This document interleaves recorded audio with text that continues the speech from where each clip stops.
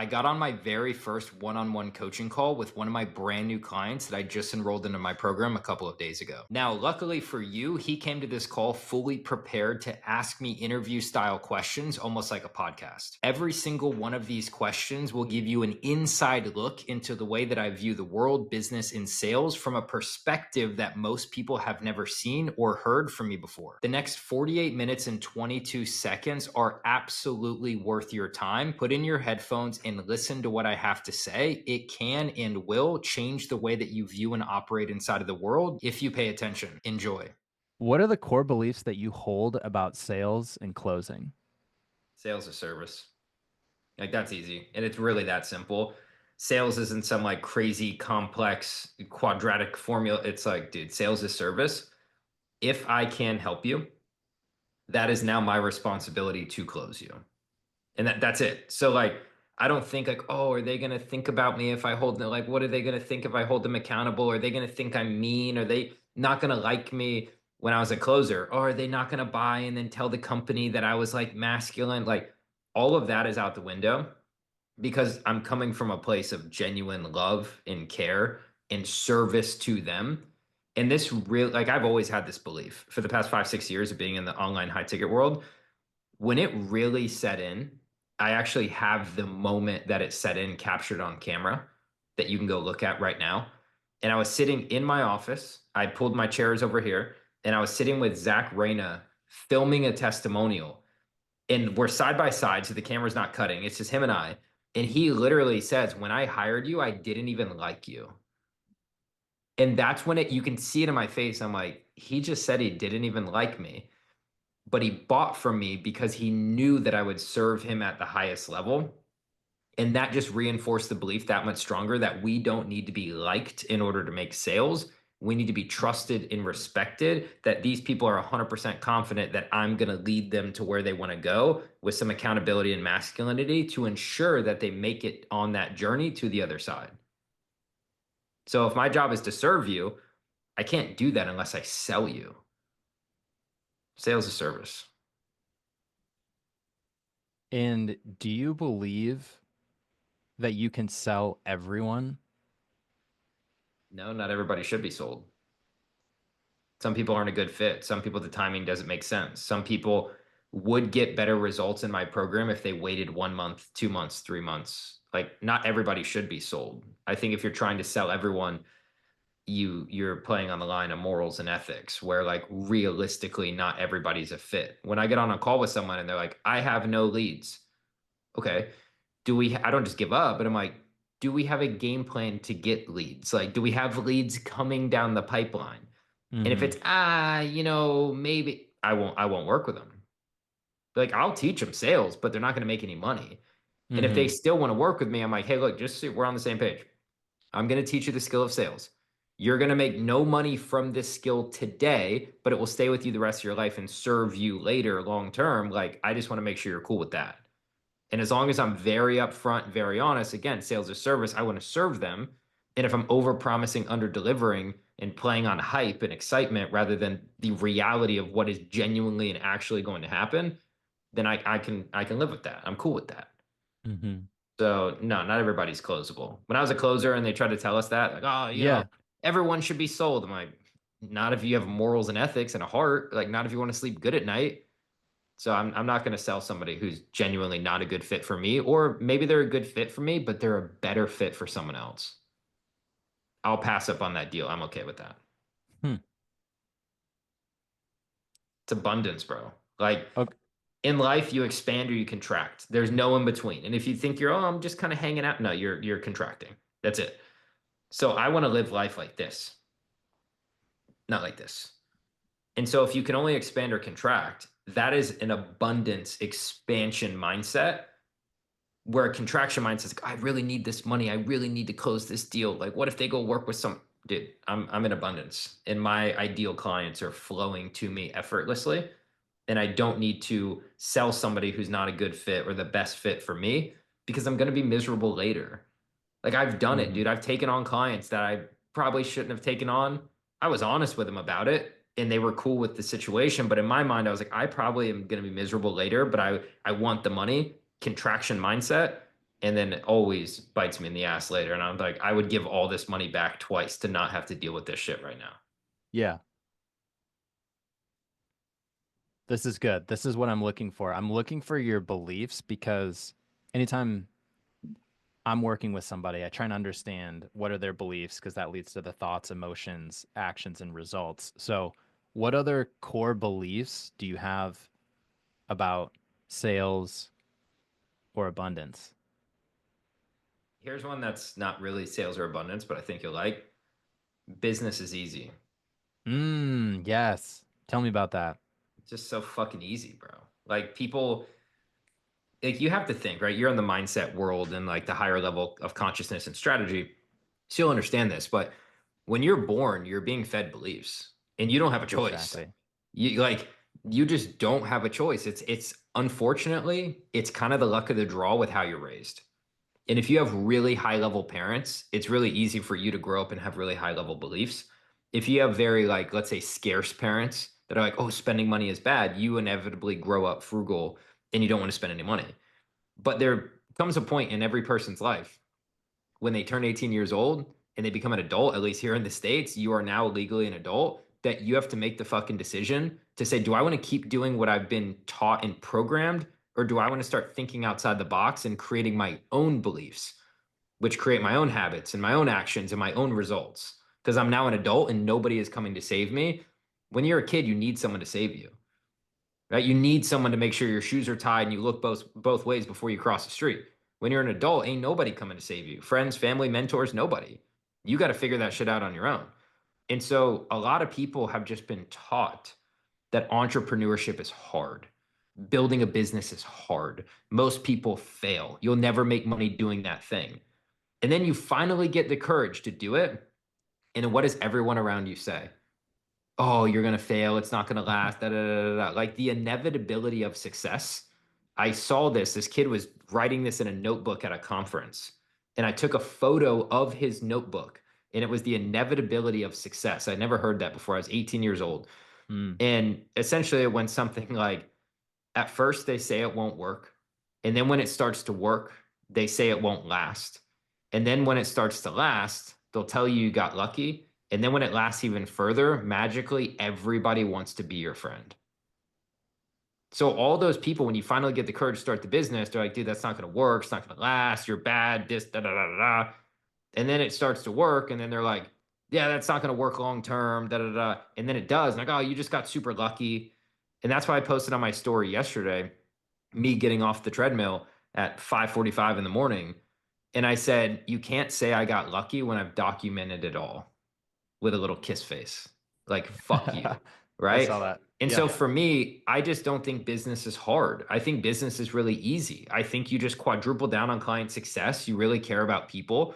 You find a strategic way, whatever it is, door to door, flyers, email marketing, paid ads, speaking on stages. I don't care what you do, but a strategic way to get yourself in front of your ideal client. You then take that strategic way of getting that person and get them on a sales conversation, right? So we need a strategic way to get leads. Now we need a strategic way to sell leads. And then you just serve the living shit out of that client, whatever it is you're selling. I don't care if you're a landscaper. I used to be a landscaper doing 3 million a year, right? That's cool. You better cut that grass better than they've ever had it cut before. You better have better communication than every other landscaper they've ever worked with. You have to be the best and stand out and actually give a shit about your people through communication and results. That's all building a business is. Yes, there's Hmm. systems and automations, but you'll figure all that shit out. That's the easy part. The three pillars are marketing, sales, fulfillment. There is nothing else. People Yeah. just overcomplicate it and spend so many hours doing so many things that don't matter. I've just simplified everything down. That's how last month I did $172,000 in cash with one part-time assistant, one part-time appointment setter working 4 days a week. Because I've simplified everything down and I focus on what matters. I don't worry about everything else. Yeah. I realized that in myself, like when I was first starting out, I kept telling myself like, this is a grind. And while there are moments of that, but if that's while there are moments of that, if that's your fundamental like belief, then everything that flows from that is going to be, that grind like mentality. So I kind of think of it as an adventure. Yeah. It's like there's gonna be ups and downs, and that's expected, but it's gonna be fucking awesome. Yeah. Um, Like you what mentioned, where does the entitlement come from? Like, why the fuck do people think that everything is just going to be handed to them? Like, of course, there's going to mm, be a grind, but that's a mindset, a lens that you're viewing the work through. When I yeah, just spent 100 hours in 9 days refilming, editing, redoing my entire set of backend modules, taking everything out of my brain from 6 years and tens of thousands of hours and compartmentalizing it into nice, neat modules, was it a grind? Yeah, I fucking worked my ass off. But did I have the most fun doing it? Did I yeah, you view loved that. that work? Dude, I'm like sick in the head in the best way possible because I've never had so much fun. And it was really interesting because yesterday when I finished work, modules are done, stamped, completed. Woohoo. I had a list of other stuff to do. And last night I didn't do it. But Yeah, I was on a FaceTime with my buddy who's a coach who does about 50,000 a month. And I was like, you know what's crazy? We're talking about this. And I said, if I still had modules to do, I would crack a third energy drink of the day and I would go do them. Right. Like I had just yeah, myself that it was so fun and it was so worth it. And then I enjoyed every bit of those 100 hours where somebody else dreads them and makes their life miserable. And then they burn out on their business and then they're mean to their spouse. And then they just bring this negative energy to every aspect of their life. I wake up this morning at 5 a.m., go to the gym by 6. Most people, oh, this fucking sucks. Got to be up early. Da-da. I've just convinced myself. It's like, dude, you're doing the shit that 99% of the other people won't do. And your future self right now is thanking you. So mm-hmm, keep fucking doing it. yeah. The Okay, same work. It's I just the love that. lens that I view it through is different. Yeah, it's that because you have that meaningful pursuit. So one one like one thing that I'm thinking about is not just like the core beliefs, but like the specific scenarios. So I've got a call later today with a guy, and I find myself doing this. I'll look at their profile, maybe do some like research, and I have this negative thought of this guy doesn't have 5K. And Mhm. I know that that's scarcity. So can you help me reframe that or walk me through what's your mentality as you're prospecting right before the call, during the call? Walk me through like your mentality and the energy that you set before a call. I used to do the same thing, and my close rate was never high. Yeah. Every night before bed when I was a closer, and I had 7 to 12 meetings, sometimes more, for the next day, the last thing I did every night for about 8 to 12 months straight is I would lay in bed, set my alarm, and then I'd pull up my Google Calendar and I would check every application for who was on the calendar the next day. And anytime there was one, two, three people on there, sometimes more, that didn't look qualified, I would go to bed a little bit frustrated, a little bit burnt out on the industry that I was in the decision Yeah. that I'd made to get here. And then I would wake up in the morning, and the first thing that I would think about is, fuck, I got 9 meetings today. This guy's probably not going to show up. This girl's dead broke. This person doesn't want to work with us. Like, and just with all these prejudgments and assumptions. So, how do you think my day went? I Yeah, was exactly tired. that way. My energy was down. My close rate was down. And it was just a self fulfilling prophecy that then reinforced the belief that, yeah, see, you knew these people were bad. And then it just self fulfills over and over and gets worse and worse and deeper ingrained. And there was one man on one random day many years ago out in Australia. I wish I remember this guy's name, and I really wish if I still had the call. Read the application. This guy shattered every belief that I had Mm, and changed the way. Like I owe this guy. Like this guy really saved me from my own self. Read the application the night before. This guy is a SaaS product. Now, historically, with what I was selling at the time, marketing, these people never bought. Okay, like SaaS products, like $12 a month. Like we were teaching YouTube ads. Like it just wasn't a high ticket coach like we typically work with. And so I'm already like, okay, fuck. Then I go down, I look at his revenue. It's like, I think it's like $150 a month. So he has like 10 users. And I'm like, fuck. Then I look and he's in Australia. Australians typically were way harder to sell because of the currency exchange difference, the time zones. They couldn't make the group calls. Like there was a whole lot of, logistical issues around Australia. I'm like, and this guy's in Australia, like, sick. Love it. Super excited for my 2 p.m. tomorrow. I get on the call with this guy, pretty bland, pretty boring. And I sit back in my chair. I'm like, I'm literally wasting my time. Like, this sucks.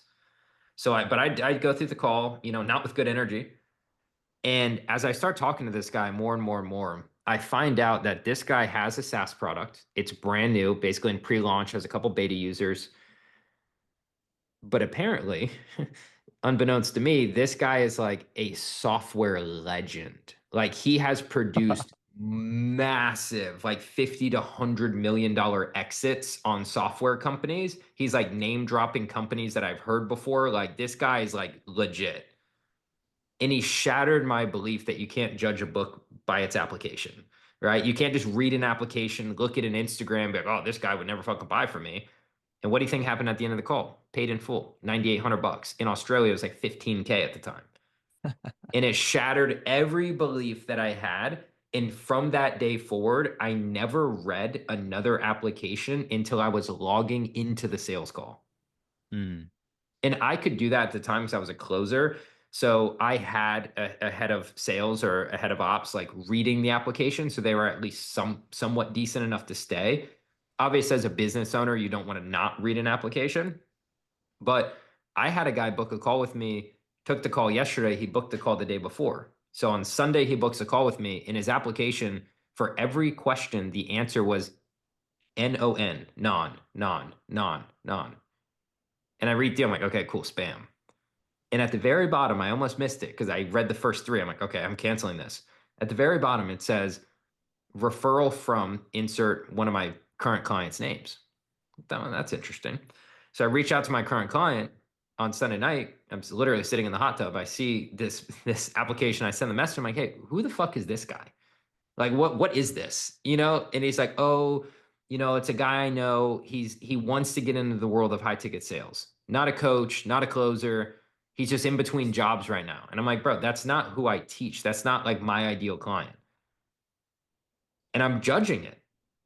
So I went and sent the guy an email. And I was like, hey man, just so you know, program's 12K. And I gave some, story, backstory, whatever. He responds like, not a problem. Get on a call with him yesterday. This guy's fucking awesome. I'm Mm. so excited to change this guy's life because he has everything he needs to crush it in the world of high ticket sales. And I judged it based on his application because it said non. I judged it based on the Slack message back that my client sent me of like, this guy's not a coach or a closer. And then I got on the call and closed him for 12K, paid in full. One call close. No objections. And I'm super excited to work with this guy. So you can't judge these people because it just becomes a self-fulfilling prophecy. And then you tell yourself, see, I was right. See, I was right. Then in the Yeah. future, you'll cancel calls that look similar to those people, and you're just robbing yourself of revenue. And I could tell you another 50 stories just like that, some of which are people in my program today that I prejudged and almost didn't get on a call with because I was like, oh, my time is valuable. And then they wouldn't be in the program today and I wouldn't be able to help them. I did that last Friday. I got on a call with a guy who was just starting his business. His goal was to do like 3 events at like $200 a month in a couple of months from now. And I just said like now isn't the right time. And so I don't know if that's prejudging and making that call too early, but that's just something that I've done. So what do you, instead of judging, you just say, let me just, what do you say to yourself instead? Let me Let me just see see if I if I can can help. help this human. Yeah. Okay. Like, let me just see if I can help Comes back this. to the service. Comes back to Yeah. service. Okay. Yeah. Like, if I can, I can. If I can, I can't. And I'm not saying we take sales calls with everyone. Yeah. That's not what Yeah. I'm saying. But if you're going to take the call, you're going to keep it on your calendar. Why the fuck do you want to walk in already thinking it's not going to close? Hmm. Oh, they're not a good client. It's not going to work. Like, so many people do that. And I review their calls and I pause. I'm like, in this moment, I can tell from watching, from your energy, your body language, the quality of your questions, you don't think this person's ever going to hire you, do you? And they're like, no, and they didn't. And I'm like, they didn't because of this. Yeah. You see what I'm saying? So if you're going to take the call, you need to walk in with some fresh, clean, excited energy, not get on a call, be like, oh, they're not going to buy, because then they won't. And then you've literally just wasted an hour of your time. There's no point. What's your pre-call routine or ritual, and like how do you prep mentally? 5 words before every sales call that I tell myself. So your name's Mario. Mario is a new client. That's it. That's it. And I believe it. And then obviously there's a caveat, assuming I can help Mario and he's a good fit, right? But that's it. I'm like, Mario's a new client. And I don't only do that pre-call, I do that when the application comes in. Mm. When I see a new sales call booked with me, I'll be at dinner with friends. I'll see a new application and I'll be like, dude, hell yeah, I just got a new client. Like, oh, dude, how much they pay you? I was like, oh, they haven't paid me yet. And they're like, what? I'm like, no, they just booked in a call with me. And they're like, my higher level friends get it. My lower level friends don't. Like, what the fuck are you talking about? But I'm just that convicted and that confident and that certain that when I see an application come through, I'm like, dude, this is a new client. And Zach Reyna on our very first, going back to him, our very first one-on-one call, he said, yeah, I have a call later today. And I said, what's his name? And he goes, Joel. And I said, great, Joel's a new client. And he goes, no, it's a sales call. I said, yeah, great, Joel's a new client. And he's like, I'm like, Joel's a new client. He's like, yeah, Joel's a new client. I'm like, no, dude, Joel's a new fucking client. And he's like, Joel's a new client. And I kept repeating it until he was 100% confident and convicted, like genuinely in his body. It wasn't just words he was saying, but feelings and emotions that he was having, that Joel was a new client. 3 hours later, I get a Slack message. Joel's a new client. Closed, paid in full, done. I watched that testimonial, and that was one of the things that shifted it for me, is like that's what I need, because I need Really? I need the yeah. Oh, wow. I didn't know Because I that. know I know Zach from a summit, and we had gotten on a call in the summit days, and I'm like, that's exactly what I need. Those 5 words that you just said, I think are exactly, that's worth the 10K right there. Yeah. That's the mentality shift Yeah. that it that's like flipping the switch. So Zach's a new client, or so and so is a new client, is before. What Walk me through, what is your internal dialogue during a sales call? I try and quiet that as much as I can. Hmm. Because if I'm internal dialoguing with myself too much with judgments, not with like how to shape the conversation and like being aware, but of judgments, then that can derail because I can't do both. I can't talk to you, talk to myself, speak, Yeah. write, like, dude, I'm not a robot. You know what I mean? So I'm actually, this is an interesting concept that some people will really resonate with and understand. Some people will think I'm out of my fucking mind, which I am. Um, there's 3 people on every sales call. 3, not 2, 3. There's me, there's you, and then there's me up here, like literally up in the air, watching the call from a third party vantage point. And this person is running the call, not this person. This person is watching what's happening and then relaying the important stuff to me here in the chair to communicate at a higher level to shape the call to where it needs to go. So many people are like this on a sales call and they're Yeah. locked in and they're literally in a tunnel with their blinders on. I have no blinders because I have this third person to be like, hey, that's an objection. Hey, that's a buying sign. Hey, you need to ask them about this. When you're locked in, you're trying to read a script and you have no level of consciousness of what's happening, you're missing things left, right, and center.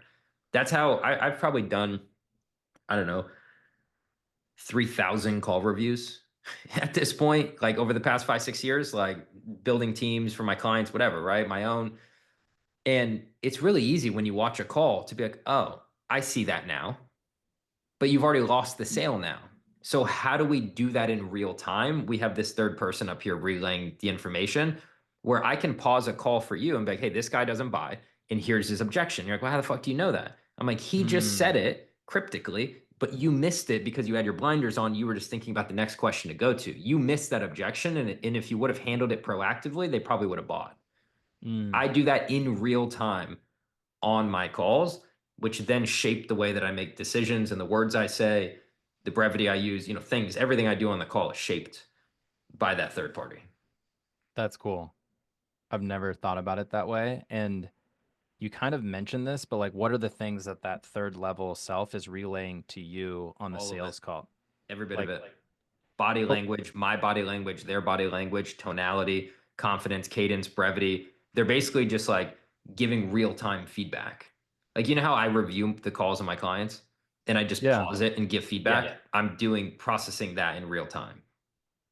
Hmm. That's why I can't really have the only internal dialogue I do have a lot of times, I have to help this person. Yeah. I say that I'll say that 30, 40 times to myself on a call. I refuse to leave this person stuck where they're at. That's the only dialogue I have. If I'm not having that dialogue with myself, they're probably not a good client for me. Yeah, because you have that conviction that you know you can help them. Once you know that you can help them, then it's your coming back to what you said at the beginning, it's your responsibility to serve them and to help them. Exactly. Okay, so that's like the switch that happens. Then what do you think when somebody comes up with an objection after you pitch? What goes through your mind and what do you think and how do you interpret that? They're just humans. Like, that's it. They give me an objection, like, dude, you never had an objection before? You know what I mean? Like, Yeah. you never went out to dinner and like looked at the price of something on the menu, maybe when you were less financially capable, and you're like, "Ah, I really want this, but the price. Like, you've never looked at a car before and decided not to buy it or had objections to buying it. Like, you know what I mean? Like, if you're looking at a menu and then you say, oh, it's just too expensive. It's not that it's too expensive. You just haven't been sold that this item is worth that price. But then when the Mm. waiter or waitress comes over, it's like, yeah, this is one of our specials today. Boom, boom, boom. It's amazing. Like, look, their table's eating it over there. Like, it's this big ass tower. And you're like, dude, that looks really good. Now you're sold on it. You see what I'm saying? So people have objections. It's natural human nature to be skeptical, to be scared, to contract. An objection is just a contraction. That's all it is. Like, and the harder the objection, the harder the contraction. And that's why I tell them, like, hey, look, your brain is designed to keep you safe, not happy. And this objection is safety. It's contraction, but it's never going to get you to where you want to go. So now we're at a crossroads, and we either have to make uncomfortable decisions as the highest version of ourself, which ultimately leads us to the destination that we want to go to, or we hoard the money, we play in safety, lower version of ourselves, and we never get to where we want to go. So you tell me, where do you want to go from here? So I don't get flustered by objections. They're natural. They happen. Dude, I'm one of the best in the world at high ticket sales. I get objections too. Hmm. You know, like, it is what it is. Like, it's not some crazy, oh my God, we got an objection. It's like, and that's why my energy when I get an objection is just very like nonchalant. And I don't have any problem like hanging in the buying pocket because I'm just like, yeah, I know objections are going to happen. It is what it is. It's not a big deal to me. Yeah, it's just like it's expected and it doesn't change your conviction.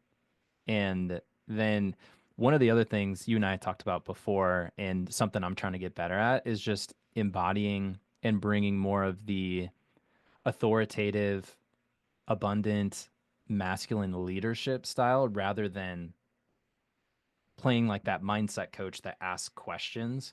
So, how do you how do you think about that and how can I or anybody in your program embody more of that style? Yeah. Well, let me ask you a question. Do you think that the world is broken and lacking leadership? Like, just the overwhelming majority of the world is like overweight, relationship isn't that great with their significant other, the business isn't where they want it to be, their health is definitely not optimized, their finances are average at best. Like, would you say the majority of the world is kind of in that boat? Yeah. I would agree. So, how do But you to answer take, your question, I haven't really thought about I wouldn't say that that's before you asked that question, I wouldn't say that that was my worldview. yeah, it's definitely But I not. already see a shift because it's like people need leadership. People need help. Is Yeah. keep And going. now more than ever. Like, Hmm. the world is not, in my opinion, getting any better. I think the world every day is getting worse in terms of more people being lost, more people being helpless, more people being raised in single family households that lack masculinity and leadership. And I think that back in the day, when you just had a tribe of people, there was no such thing as depression. It didn't exist. Anxiety is something new to the world. It didn't exist back then because back then they were just raised that women provide, men go out in the fields and they hunt and kill and they bring the food back and the women prepare it. We raise our children as a village of support. They had leadership, they had hierarchy and respect. Well, now with social media, all that shit is out the window, right? Kids are on social media hearing this, and this, and they go back to their parents and like, fuck you. This guy says that it should be like this. And that girl says it should be like, there's just so much lacking in terms of leadership in every aspect of every human's life. They don't have direction, they don't have purpose, and they don't have the right people giving them the right advice and then holding them accountable to get there. Okay. So if we agree that the world is lacking leadership, how do we fix it? Well, we have more leaders who are leading with purpose and passion in the right direction. Because there's plenty of leaders that aren't great leaders. Hitler was a leader too. Doesn't mean he's a good leader doing the right thing. He's fucking terrible. So we need the right leaders leading people in the right direction. And if you are going to step up for the world and step up for your family and step up for your business and yourself and say, I am that leader and I have the information and I can disseminate it to these people and take them to a better place than when I found them, then it becomes my responsibility to do that. Like I hold that responsibility on my shoulders very deeply. And it's become even more deeply ingrained the more money I've made. Because money now to me, making well over 6 figures a month in cash net profit, like in my personal pocket, not like, oh, I did 100 grand in business revenue. Like we're talking like 120, 150K a month profit in Austin's pocket with no wife and no kids and nothing to spend it on but himself. Kind of gets old after 1 month. It, like it does. Making money gets old. It gets boring. It just becomes a number in a bank account. Like it's not, if I have X in my account and it goes up by 100K to Y, like I don't feel any different. But the feeling of helping people never gets old, ever. That is Mm-hmm. something when people can look me in the eyes, but dude, you changed my fucking life. That will never get old, no matter how many times I hear it. That's what keeps me going. But I can't have that conversation if I don't close that sale. And I can't close that sale if I don't have leadership on that call. Yeah. What does that look like specifically on the call? Because I think that's a helpful, you know, foundation to have. Yep. The world is broken. People need leadership. I am the leader for this person. Then in that buying pocket and even throughout the call, how do you specifically demonstrate the authoritative leadership style? Yep. Well, very simply, you allow them to speak more, not you speak more. Meaning, like in discovery, that's the longest section of a sales call. We're just asking intelligent questions to understand them because people want to feel special. They want to feel seen, heard, and understood. And so people think leadership is dictatorship. It's very different. Leadership is inspiring somebody to take action. Dictatorship is forcing them to do so. So on a call, by me asking intelligent questions, they're becoming inspired. Like, wow, this guy really cares about me. Like, I want to work with this guy and I don't even know what he's selling. And then at the end of the call, when we're just holding them accountable, that's what they need. The reason they're Mm-hmm. not where they want to be is because they've never had someone in their life step up for them and hold them accountable and push them in the direction that we both know they need to go in. And so when people are overweight in a weight loss offer, oh, let me go talk to my wife. Hold on. Time the fuck out. Yeah. No offense. And this is what I'm thinking. I might not say it exactly like this preface. If your wife was even half of the leader that you need, you wouldn't be 75 pounds overweight. You wouldn't be anxious and depressed and miserable because of where you're at.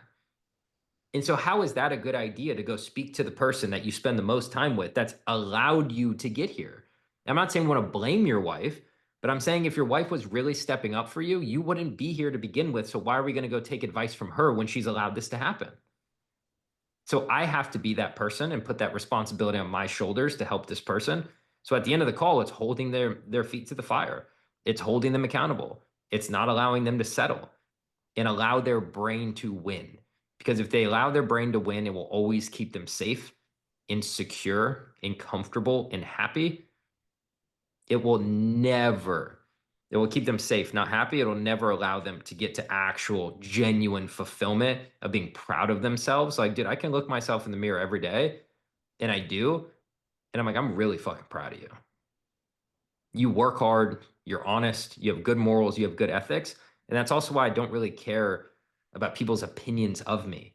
Like, dude, I have a mustache and drive a supercar. Like, I look like an absolute total douchebag piece of shit. But when people meet me and they experience my heart for 12 seconds, like, oh, this guy's actually really genuine and actually cares about me and people in general, right? So, like, I don't care what they think about the outside because I know internally who I actually am, not how I'm presented on the internet or whatever. And so Hmm. at the end of the call, I'm not really worried about how they're going to think about me in this moment because I know it's my responsibility to step up and go to war for them and help them make a decision that's going to change their life, which is my program. Hmm. What other phrases do you come back to consistently on a call? I've heard you say your brain is wired to keep you safe, not happy. And that's one where I'm like, yes, that's so easily understood and it helps somebody shift. And I started implementing that. I've heard you say, like listen, you've told me too much. I'm not going to keep you stuck where you're at. That's another one that I'm kind of starting to recognize. But like, what are some of those patterns and key phrases that you use? Yeah, I think the highest version versus lowest version is really good.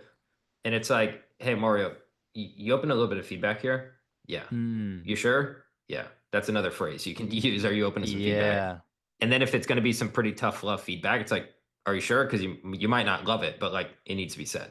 So I'm getting a double buy-in of like, yes, tell me. And then it gives me permission to say whatever I want. And so I'm like, hey, Mario, look, earlier on our call, when we were talking about your goals, which you told me, and then I insert your goals, you were sitting up, you were confident, you were excited, you were smiling, and your energy was there. But now that we've talked about like the price of the program, you're kind of slouched. You seem a little nervous. Like I'm just talking to two totally different people. And earlier on the call, I was talking to Mario, the highest version of Mario, who he actually is in peak state. Now I'm not talking to that same person. Like I'm talking to a totally different human, a lower version of Mario. And we have a decision now to make.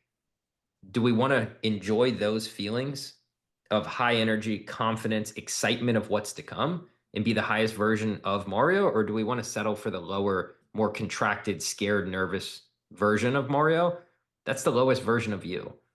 So, like, who do you want to be in this moment? Because you're at a crossroads and you have to make a decision. Like, and I'm plotting them against themselves. It's not my program versus not. It's not me versus them. It's their highest version versus their lowest version. That's it.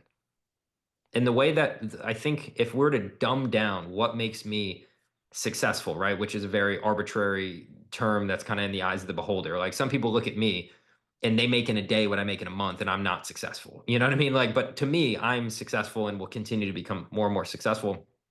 The way that I've done it, very simple framework. In the moment when I'm making every decision, what to eat, when to go to bed, what videos to watch, what music to listen to, who to hang out with, any decision in my life, what is the decision that my future self would tell me to make? Like, is this a good idea to do today? Like, is it going to get me to where I want to go tomorrow, or at least closer to my pursuit of my goals, dreams, and aspirations? Yes or no? And so I don't make decisions in the moment. I make decisions based on the future of where I want to be. Dude, we all can have moments of weakness.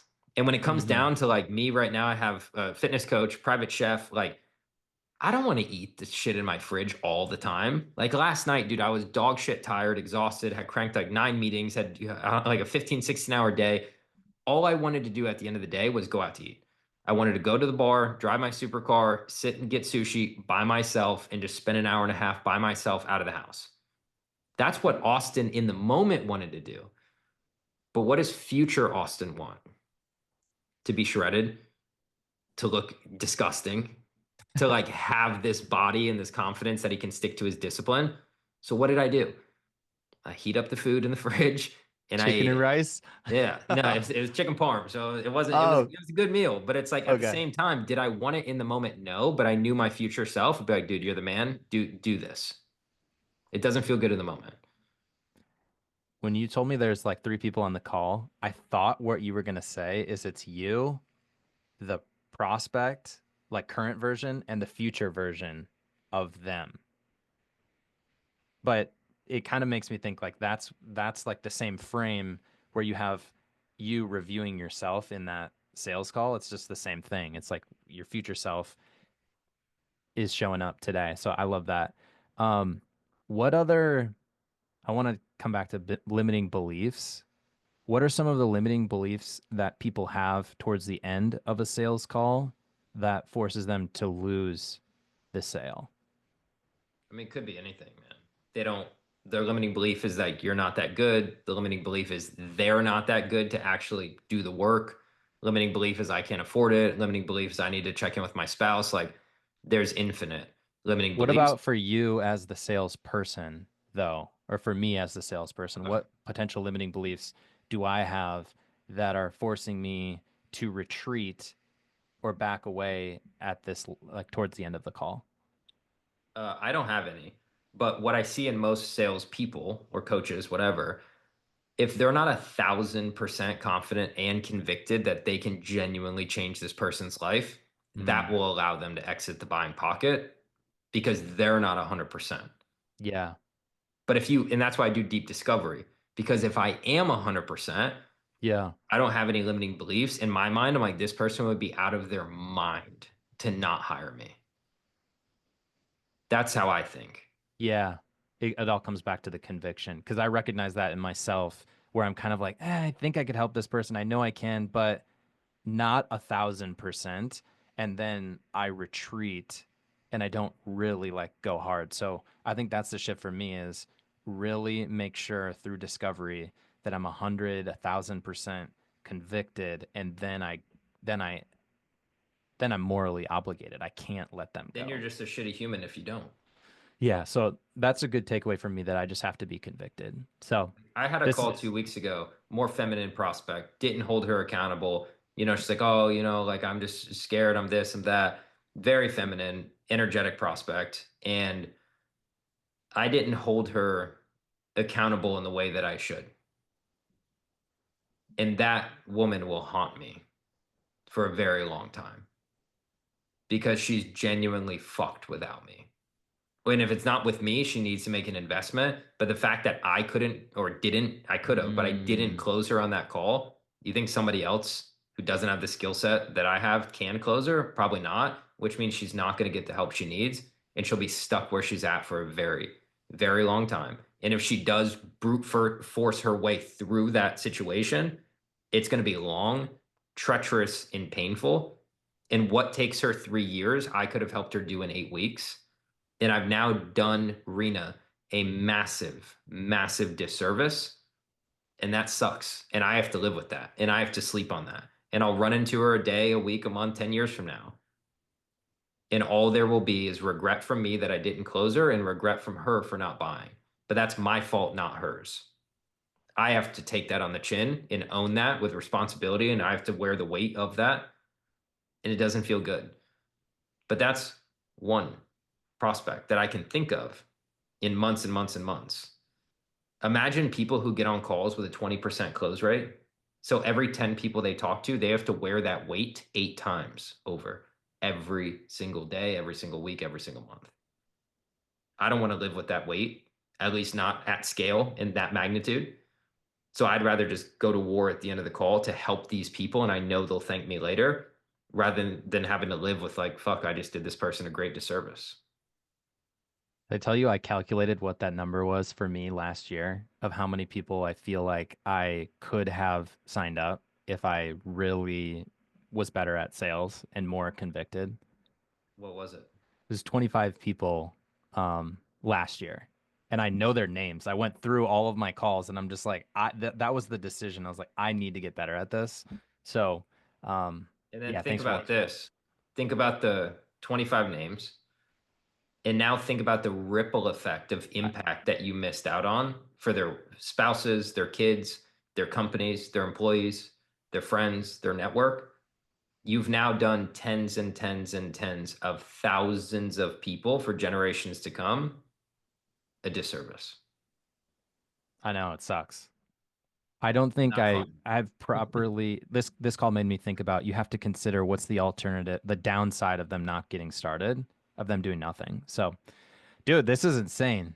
Last question. Anything that I should have asked you that I didn't, or anything else you want to share about your mentality, your mindset when it comes to sales and closing?